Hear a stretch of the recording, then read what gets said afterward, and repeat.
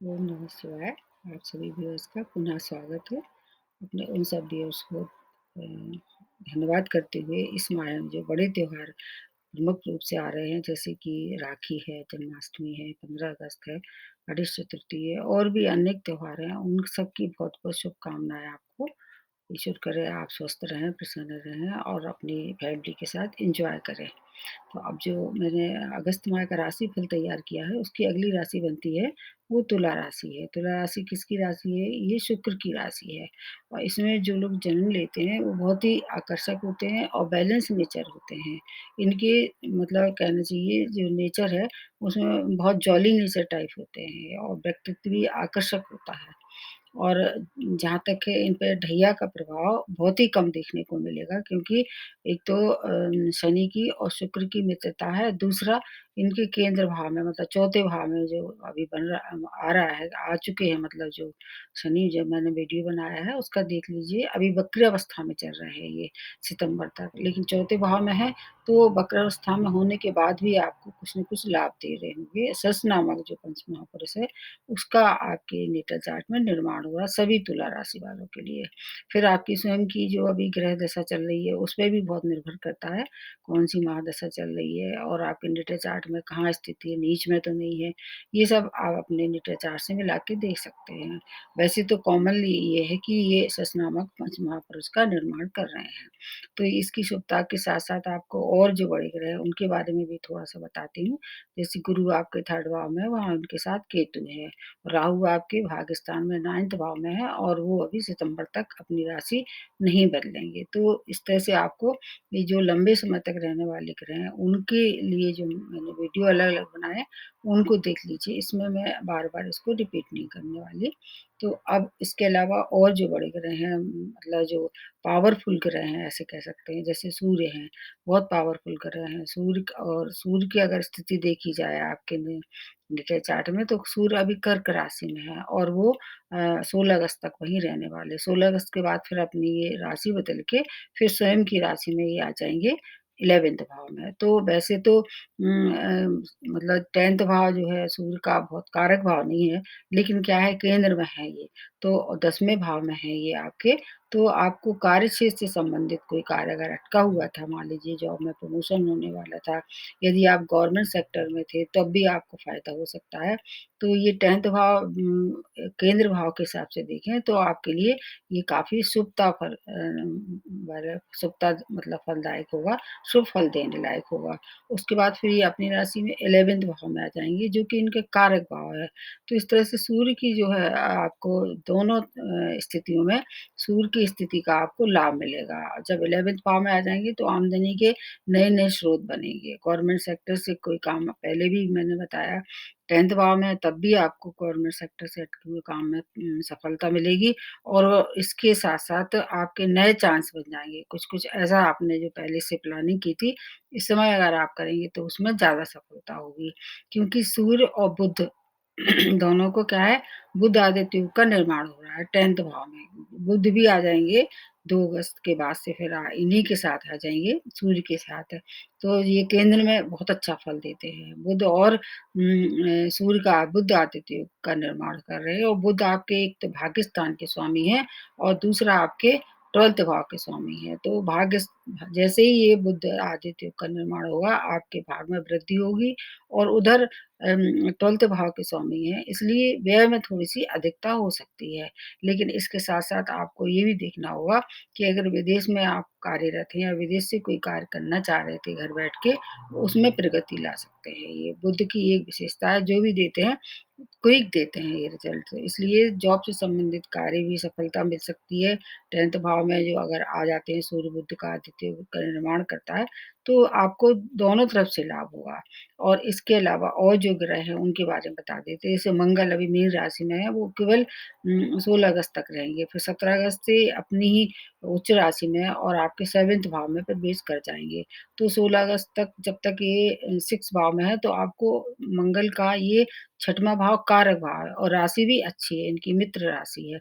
शत्रु मतलब से अगर आपकी कुछ चली आ रही थी पहले से ठना-ठनी, तो इस समय शत्रु परास्त करेंगे और ऋणों से भी मुक्ति होगी। लेकिन हाँ, रोगों से आपको थोड़ा-सा परेशानी हो सकती है। अगर रोग जैसे शुगर संबंधित या कुछ इस तरह से आपको रोग परेशान कर रहे थे, तो वहाँ थोड़ा-सा आपको सावधानी रखनी पड़ेगी।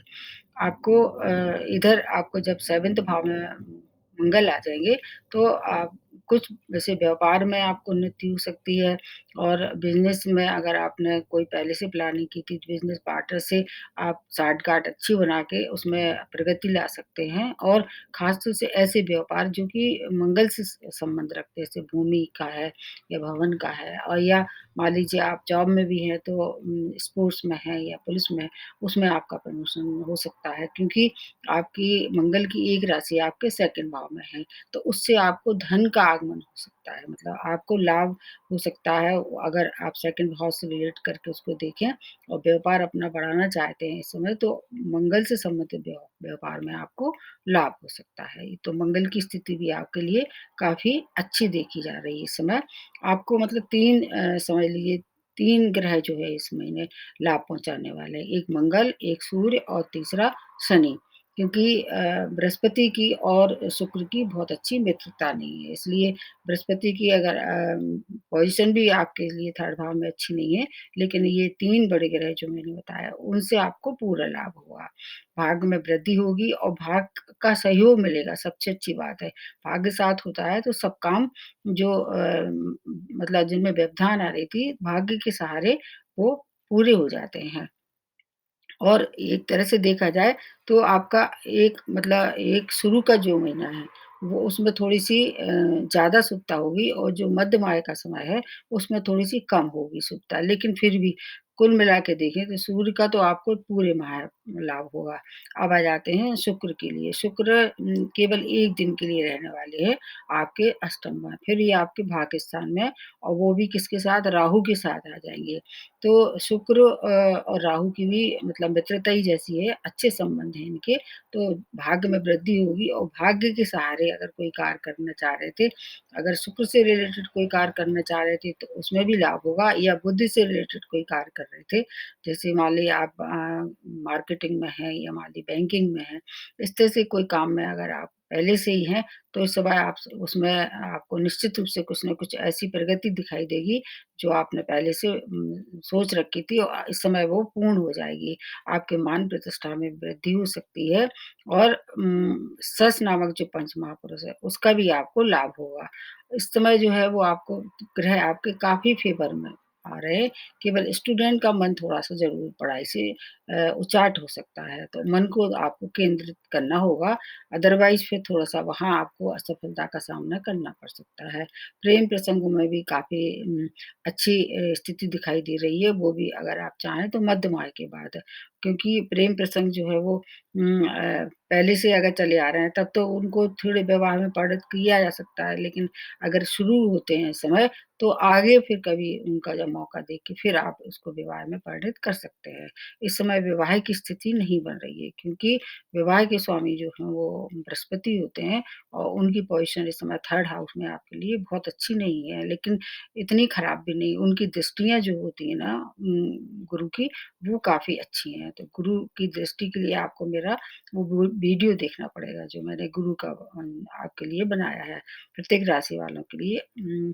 ये जो गुरु का और बकरी शनि का, ये सब आप देख लेंगे तो आपको बहुत लाभ होने वाला है। और इसके साथ-साथ आपको एक बात बहुत अच्छी है आपकी कि भाग्य जो वर्धक प्रसंग होंगे, किसी भी क्षेत्र से संबंधित वो इस समय आपको लुभाएँगे मतलब और उनसे आपको फ़ायदा होगा।